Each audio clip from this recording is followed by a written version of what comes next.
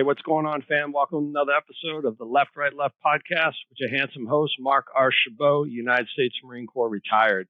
Hey, before I proceed on with the guest, I just wanted to talk about a couple of housekeeping notes. First and foremost, thank you to all the new subscribers to the channel. Hey, there's a lot of content over there. I just uploaded my 76th video. I'd appreciate if you go over there and peruse that content. Additionally, don't forget about my partners, the Amphibious Tractor Memorial. The more views, the more minutes we watch, the more subscribers, the more YouTube will pay me and the more I can donate to that cause. So, hey, let's just make sure we stay on top of it. And, I'm a proud junior member and I'm ready to go. All right. So we're going to move on here. Lately, my content, as you know, has been focused on a lot of positive things. And we've been trying to find people that have done unorthodox things within their journey and they're pressing the gas on life. Well, today is going to be a 180 to that, and we are going to talk to my friend here, who I'll introduce in a minute. He's going to be very honest about his struggles, depart in active duty, and his life struggles. And unfortunately, when you leave and you go back to your community, a lot of times you can feel like you're on an island by yourself with minimal support. So without further ado, hey, Spencer Jones, welcome to the podcast, brother. Thank you, Mark. I really appreciate being on the show. Hey, I admire, your courage and you wanting to come on the podcast, like you and I talk about all the time. If it helps just one, right? Yes, sir. All right, brother. Go ahead and kick it from the beginning and tell everybody a little bit about yourself, where you're from, your upbringing. Yeah, like Mark said, I wanted to come on here. A fellow Marine of mine was on here and showed a positive thing, and it popped into my head. I didn't really do things the right way. Coming out, I didn't take things seriously, so I wanted to come on here and, if it helps one person not do what I did, that's what I want. Then it's going to be worth it for me. A little bit of background about myself. I grew up in Fisher, Arkansas. My dad's a farmer. At the time, farmed about 800 acres. Now he's 9 to 1,000 acres. But it was me and my brother. And I had a sister. But me and my brother worked on the farm. It was all business. I firmly believe that the way we were treated on the farm is what made me so successful in the Marine Corps, because it was the same thing. So, when I went to the Marine Corps, being miserable and getting your ass chewed, it kind of came natural. I didn't think anything was wrong with that. So, we were raised, very disciplined and hard, and I had a great childhood. Don't get me wrong. Great mom. Really no friction. I have no reason to be going through any of these problems right now. If you, in reference to my family or upbringing. Grew up there. I went to college for a little while, a couple of years, but I knew right away. And even the first year, I knew that I didn't want to stay. I could not get interested in it. I was constantly looking for something else to do. I just kind of did what everyone else did. And during that time period, my major was agricultural economics, which is kind of what the go-to around here. I knew it wasn't for me. So I was looking for something, more interesting that I could do. And I knew I didn't want to stay in Arkansas because, I knew there wasn't the things that were there, at the time just didn't interest me. I didn't want to farm. I could have farmed, I just didn't want to do it. It wasn't my dream. Why did you join the Marine Corps? Yeah. I had thought about that several times. Actually, I made a trip to Nashville. I met my ex, who was now my ex-brother-in-law. He had been in the Navy for 10 to 12 years.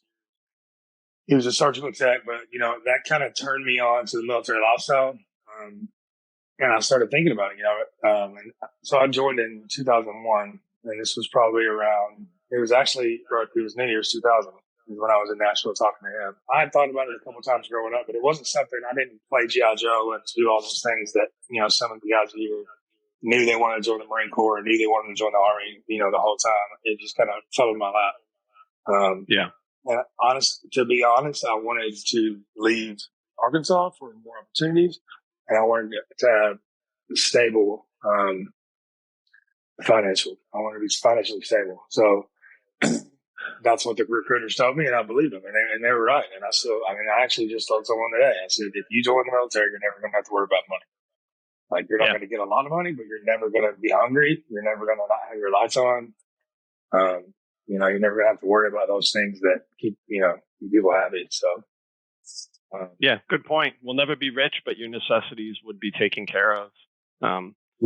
Here we go, dude. Like 20 years in the Marine Corps, retired first sergeant, tremendous amount of success. Can you talk a little bit about some of the highlights of your 20 years? Yeah, I would say, my favorite time being in the Marine Corps was in combat. I really enjoyed it. I didn't know that I enjoyed it when I first got there. I figured probably most people can say that first deployment, you're scared, you don't know what's going on. But that second was really the rubber, the rubber meets the road, and you start, it's the same kind of thing, and you just feel like you're, more than the average bear. And I kind of felt that way my first deployment, honestly. That was why we joined. We actually got lucky enough to be in that environment from the get-go. Like literally 3 months after I was in MLF school whenever 9/11 happened. And that sparked a lot of combat interest with the seed. We were students in amphibious assault school. The instructors are telling us we're going to get, belt fed straight over to Iraq, and they're going to shorten the course for us. There's a lot of interest in it. So, I thought of it as an opportunity of a lifetime to be able to, the situation we were in with going to combat and the war kicking off right away. And then, we had just joined. But, yes, for my partners out there, Spencer is in 1833. He's a yat-yass guy, Yeah, so our first deployment over there, we were running and gunning with 3-7 on the Syrian border. Jason Dunham incident happened, and there was a lot of other incidents that happened around behind that. But I learned a lot about. So that's how I learned everything that I used later about advanced tactics in that deployment, and just tricking the enemy and making them think you're going to do one thing and doing the other. I'll bring up Chris Burrell, Master Burrell, retired. He was very good at that. He was my sector leader. He was staff sergeant. And he taught me probably 85% of the things that I know. It's crazy to me how you can say that, how like we as brothers, there's levels to combat. There's like deploying to, Iraq, Afghanistan, Syria, or whatever. And then there's another thing to go out on patrols. There's another thing, to get in firefights. And then there's just a whole nother level to it when you're talking about, death, when you're talking about destruction. And I'm talking not just the enemy, but also your brothers. Mm-hmm. And you're a guy who's been a lot of that kinetics and stuff. Can you talk a little bit about that? What I was saying earlier, you're running and gunning while you're in the Marine Corps. These things happen. People are going to die. You expect people to die. I actually thought I was going to die. That's how I got through deployments. Is I would go over there and I would think, even if I was tricking myself, I would think to myself, I'm going to die, and the worry and all those things went away. On patrol. But the things that you see out there that cause PTSD, that stuff just got pushed out of the box, and I didn't think about it. I never did. And then, even leaving, going to a non-combat unit, MCRD San Diego, which is still tip of the spear, you're making Marines wide open. It's like a rock concert every day. You're still doing all that.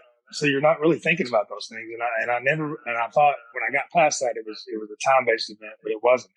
It was event-based, because no matter how long you don't think about those things or push those things down when you're doing things that you think are important for the Marine Corps, when you slow down and settle down, i.e. retirement, like what happened for me, all those things are going to come up. And that's exactly what happened to me. I never thought in a million years that they would, but and it's not like, for me, I felt like I should have taken some of the counseling that was offered to me. And I didn't. I was Superman. And when I was here, don't get it twisted, I wasn't retired and like sitting around. I was a teacher. I was an ROTC instructor. Just being home away from my brothers started bringing that stuff to the surface. just being away from the Marine Corps in general. You know, man, when we're on active duty, we are just so busy and inundated in the day to day. And it seems like, 12-hour days are just the normal, particularly in the Marine Corps. And I guess you just don't really have the time often to think about, all the things that you've been choking down for all those years, not just combat, but just all the trauma. And it has a way of manifesting itself and just coming up when you least expect it. And that's sort of what happened to you. What were some of the things that you think were the hardest to deal with while you were serving? So meaning some of the things that that were prevalent, but you were so busy, what were you neglectful doing and taking care of yourself? I would say, so my first tour on the depot, which was 2006, same time Sergeant Major Chabot was there. Coburn was there. It was probably 100% of the companies there were had hazing, and you put yourself in, I really still struggle with that today. Like, what should I have done? Because you're in a dilemma where if you don't do the wrong thing, you're not going to move up in billet. If you don't run screen or, if you sleep, all those things, you're not going to move up in billet. You're constantly in a dilemma that you shouldn't need to be in. I mean, that's one of the probably, one of my points of PTSD. You can call me a bitch, whatever you want to call me, but I mean, that was a very stressful time in my career. Being a brand new drill instructor in Mike company, Mighty Mike. I think you're right about that, Spencer. I mean, think about it like this, right? This is what I used to say when I went to DI school, and you can relate to this. I just brought a platoon home from hit Iraq, where we were rolling up friggin', high value targets, going out there by ourselves as platoon, going out there, blowing up buildings, bagging and friggin' tagging dudes, snatching them up, processing them out there in the middle of damn nowhere. And now I go to drill instructor school and I'm doing the most menial things ever. And I tell you, man, it was like a very pride swallowing experience for sure. Yeah, most definitely. And the other thing that used to chat my ass about it, right, was that Marine Corps leadership, like good Marine Corps leadership that you learn in combat, that you learn, out there in the muse and you learn in the field. It's like all that stuff's wrong and it doesn't apply here on the depot. That used to drive me effing crazy. So I can totally relate to what you're saying. Yeah, I know you said at parade rest with a sergeant, senior drill instructor when you were a gunnery sergeant Greenbelt, did you not? I did it one time, and then another gunny came up to me and said, "Don't ever do that again." I said, "Okay, boss, I got you." That was Gunny Tuichi. He's like, "You don't ever do that, man. Like, hell no." So there was always those pockets of people running around the depot that were common sense leaders that you appreciated, but a large preponderance of them were just kind of like belt fed drill instructor, friggin', leadership, and just it wasn't good. Go ahead, brother. That was great. I mean, yeah, it's crazy. I was a sergeant senior and I had a gunner come up to me and he was doing that. And I said, "What are you doing?" And it just kind of blew my mind. And he was like, whatever he said, it was the same thing. Doing the same thing, showing respect. But, gunner sergeant, there were some things that were definitely backwards. Going on there. Well, the good part is, Spencer, that you and I got to close that gap. We reunited together, in 2018. When I was the RTR sergeant major and you were one of my first sergeants. And I felt like we really closed that gap and, instilled, a much better leadership model there. It wasn't perfect. It's just impossible to convince, 775 drill instructors that your way is the right way. But I think we made a lot of progress there, man. I really do. What do you think? Yeah. So, I mean, you came after. I got lucky at the luckiest man in the world to get orders back to 3rd Battalion Kilo Company. I was Mike Company the first time, but I got orders back to the 3rd Battalion. Thanks to the first sergeant Coburn, he got me pulled to his company as a gunnery sergeant, to be a chief drill instructor. And it's just ironic that we would talk on the recruit highway when we were passed behind the chow hall smoking cigarettes where we used to, hide for recruits back there. But we used to talk about how, hey man, if we ever come back here, we're the sergeant major, why isn't the sergeant major that's here right now doing something about this? If we ever come back, this ain't gonna happen. And we would nitpick the stupid shit that didn't matter and didn't have anything to do with recruit training. Well, we got, and then you showed up and you were on board with it. And then it was like, everybody, if you like it or not, shut up and color. And it actually spread, people embraced it because the Marines worked way harder for you whenever you did that. Whenever you didn't allow hazing in the company, you let them, get time off. If it was a time that they should be able to go home, and they went home. And, the wives appreciated it. And it just made the whole unit, like somebody sprayed a bunch of cooking spray on it. Just fluid, moving together. Yeah, I was very proud of our effort there, man, and very proud of the hats, for maturing and stuff. And again, I haven't been out there in a while, and sometimes the pendulum swings back, to that not good leadership model. But you know what, man? Like, the most important thing is when you look in the mirror, you can know that you really went there and really tried to give it your all to make things better quality of life for those drill instructors, and also keeping the emphasis and the focus on trying to make the best basically trained Marines possible. Like, it freaking matters, dude. It really matters. Absolutely. That is the mission. The mission isn't, drill instructor, aura. It is making the best basic trained Marine possible when they get thrown inside that crucible of fire, that they can go out there and perform, and they can go out there and think. We saw that with Lieutenant Colonel Berletti bringing some of the changes to the training model. I was completely against it. I'm not going to lie. And, you said that sparked my attention when you said slow down and think, and that was his number one thing. I can't remember what the motto was, but it was unbelievable to see how recruits that couldn't take the trash out before, they're taught to slow down and you give them basic tools that you need and not scream at them nonstop. It's pretty amazing how much further they can be. Like, they be at the SOI level instead of being at the recruit level. And week 3. So it was just amazing to me. I didn't think it would work, but it did. So I just thought I would highlight that. Yeah, can't thank you guys enough, for just being fantastic teammates. And let's go ahead and move on to transition. This is where it's going to get a little painful, and just talk your way through it to us. And I know that it's going to be a little tough for you. So it's time to transition out. We can't wear the uniform forever, and you and I, were kind of transition battle buddies. We retired almost at the same time. We used to check on each other and stuff. And do you think that you took that process seriously? Absolutely not. So my mentality with that whole process was, I'm a first sergeant. I've been in the Marine Corps 20 years, 21 years, whatever it was. That's for first timers. That's what that tap and chant bullshit, that, the TRS is what they call it now. That's for first timers. I know everything. I don't need that. And I'm paid for that. Heavily. Yeah. The counseling and I think the main thing I took for granted was it's going to be hard. And I was like, it's not going to be hard for me because I'm going home. And my wife's from the same place. That's what that's what I always, I never worried about it. I never thought about it because a lot of Marine families, the wife may be from Houston, Texas, and the husband's from St. Louis or whatever. It's just an example, but so they're going to go anywhere. But me and my wife are going back home. So of course we're going to get along. Of course it's going to be easy. Of course it's going to be great. And I think it was actually, go ahead. And just so I can be clear, for all the viewers, again, you and I went through this process together. Am I off target when I say that you probably took the mental health part of your transition, that you sort of just half-assed it? Would that be a correct statement?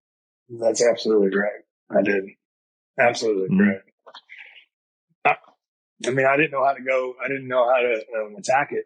I didn't know I had a problem. I mean, like I mentioned earlier, when we were talking about combat, like, you're still in the Marine Corps. I'm a first sergeant still. I'm retiring, but I'm still a first sergeant depot. So in my mind, I'm still, kicking doors in and tip of the spear. Did not know I had any idea what was coming down the road. The strife and I mean, I'll get into it in a minute, but it was the perfect storm in a negative way. There's not one thing that could have went wrong. It didn't. I mean, everything went wrong.